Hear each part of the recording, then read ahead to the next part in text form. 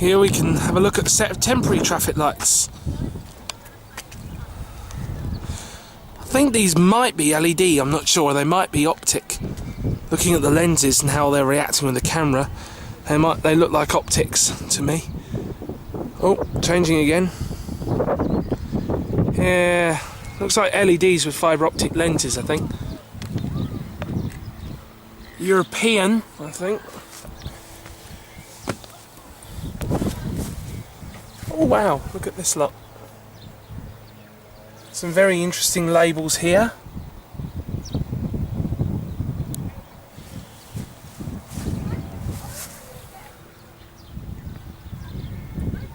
I suppose I better explain what these are for. Up there is Albatross Close. It's a road that has been sinking due to ground subsidence. I'm making a video about that for my other channel. And they've built this temporary road here because they've had to close Albatross Close off. And so they've built this temporary road to connect Albatross Close up with the rest of the world, because that road there is a dead-end street. So they've built this temporary road in, but it's only wide enough for one car at a time, so they have to control it using temporary lights. Let's walk up and have a look at the other set. Okay, so we're just coming up now to the other set of lights, and I'm going to have to move out the way because there's cars coming in. But you can see here where the road curves down, there's a car waiting to come out as well. So it's busy, busy, busy. These guys have got the green light.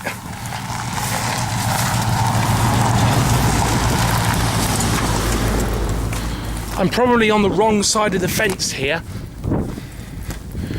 but hopefully no one will notice. Here's the other set of lights. It's a flashing light on this one. I'm assuming that that's there so that people see it and don't crash into it. Same as the others.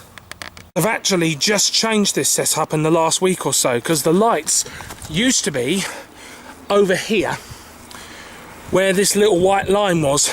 So you only used to be able to turn into here from this side, and the lights were actually something very, very rare. They were temporary traffic lights with left turn arrows, which is something that I've never seen. But unfortunately what they've done now is change the road layout so that it's double lane at the top, and so they've just changed the lights here to standard coloured lights. So as you can see, they've got a standard phase straight from red to green. Oh, there's a big truck coming through.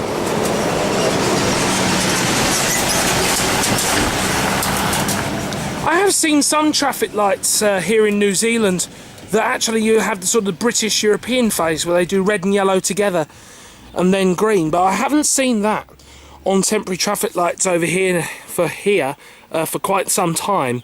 So whether you can still get those in New Zealand, I don't know. These, you can see, have just got a standard straight to green phase. Very, very interesting. Looks like some kind of sensor. NZTA approved. Well, that's always good. Yes, but this set does have this flashing light on it. I've no idea what that's for.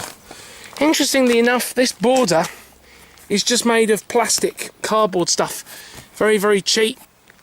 Obviously it doesn't come with the lights, because these borders are kind of standard on traffic lights in New Zealand, but obviously not these, so they've just printed it on this plastic card and put it on there.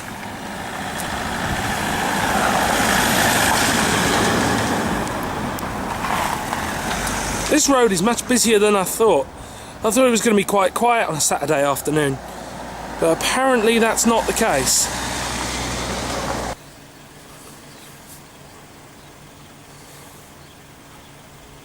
There we go.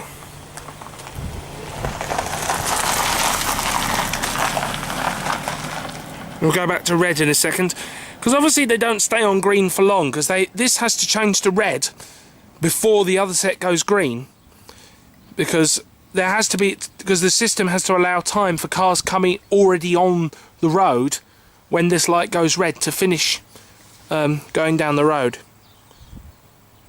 But Yep, there it goes again. Excellent. So again, it says here that it's supplied by P. Bergholz, New Zealand. So clearly that would explain why it's got a New Zealand phase on it.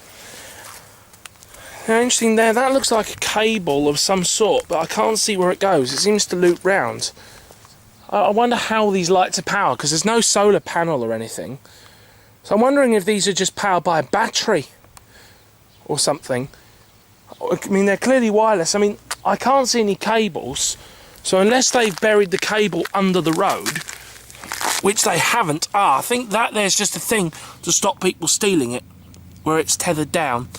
So these must be running on batteries. That's interesting. Okay, so we're back at the bottom set again. Just to wrap up, I just want to see if the border on this one is made of plastic as well. I think it is.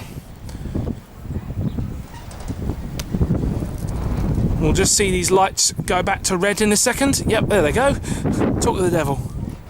Back to red again. So again, I mean, this is sitting on grass. There's no cables, so I'm assuming it's just running on a battery. It's a wireless system, I'm thinking. That there appears to be an aerial, so it may well be talking to the other traffic light via a radio signal. Why don't I read these instructions? The programming handbox, data transferred optically. And there you go. Programming. There we go. Yep, runs on batteries. So it does say there. Runs 200 hours on full charge. So they must have to go. I mean, these have been here for months. So they must have to come down and change the batteries. But again, you've got plastic. Just plastic. Interesting. Well, I think that's all there is to show you. So that's it.